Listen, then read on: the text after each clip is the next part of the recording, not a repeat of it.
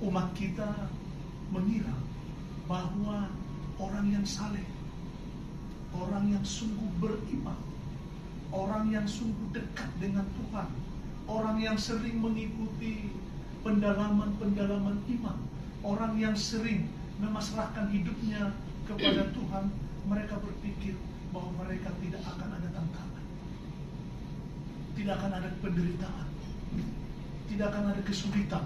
Itu gambaran. Tetapi realitasnya, Bapak Ibu, justru orang-orang yang dekat dengan Tuhan, orang-orang yang berkenan kepada Tuhan, justru di situ banyak tantangan, penderitaan, dan godaan.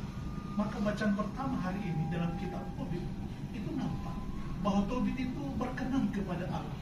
Tobit itu orang yang baik, orang beriman, tapi dia diberi tantangan, diberi penderitaan. Justru dengan itu dia mungkin merasakan bahwa Tuhan hadir dalam hidupnya. Kita lihat Ayub yang sebelumnya hartanya banyak, anak putri-putrinya cantik-cantik, istrinya ada, hartanya luar biasa, bahkan dirinya sampai borokan, ditantang oleh Tuhan. Ternyata justru orang-orang yang beriman, justru orang-orang yang saleh ini, justru orang-orang seperti kita ini, yang dekat dengan Tuhan, yang adalah pewarta, yang adalah kepala sekolah, yang adalah pengurus BPPM, yang adalah uskup, justru lebih dekat kepada godaan dan tantangan. Tapi bagaimana kita menyikapi itu? Di hadapan Tuhan, mari kita tidak menyombongkan diri. Justru kita merendahkan diri bahwa tantangan, godaan, dan penderitaan akan selalu ada dalam diri kita. Tapi kita mau supaya Tuhan Yesus menguatkan kita. Dan itulah yang terjadi dalam Injil. Yesus saja selalu dijebak oleh ahli Taurat, Herodian. Dalam Injil nanti akan kita dengar bagaimana orang-orang Farisi, ahli Taurat mau menjebak. Apakah Yesus yang orang jujur, apakah kita harus membayar pajak? Cobalah kalau Yesus IQ-nya tidak 1000, pasti tidak bisa dijawab ini. Apakah kita harus membayar pajak? Tapi Yesus pintar, Yesus jenius. Yesus tahu bahwa mereka akan menjebak. Tapi Yesus mengatakan, mari uang kami kasih. Ini gambar dan tulisan siapa?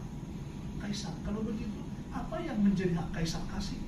Apa yang menjadi hak Allah kasih? Jadi betul-betul bahwa kita punya kewajiban hak yang sama kepada Tuhan dan kepada negara. Sama seperti yang dikatakan oleh uskup kita yang tercinta, Sugio Pranoto. Kita juga 100% Katolik, 100% warga negara. Maka saya berharap ini orang-orang Indonesia yang sudah membayar pajak dengan baik. Amin. Kita berharap bahwa kita ini orang Katolik tulen dan juga orang Indonesia yang luar biasa, sehingga kita tidak menjadi batu sandungan untuk orang lain.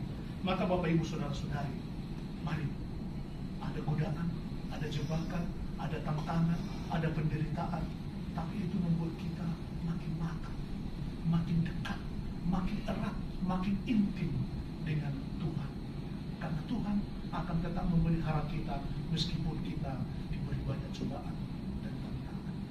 Mari dalam Eucharistia ini kita mengakui seluruh kelemahan, kerapuhan dan dosa-dosa kita supaya kita layak merayakan karya keselamatan